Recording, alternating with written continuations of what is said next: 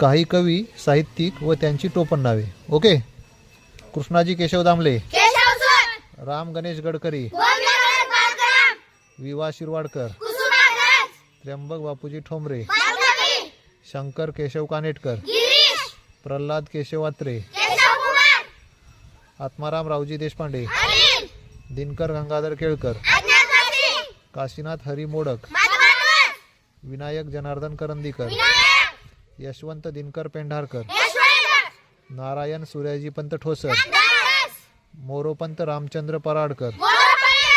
Dattatray कोंडो Ghate, Narayan Muralidhar Gupte, Chintaman Trimbak Khanolkar, Shankar Kashinath Garge, Gopal Hari Deshmukh,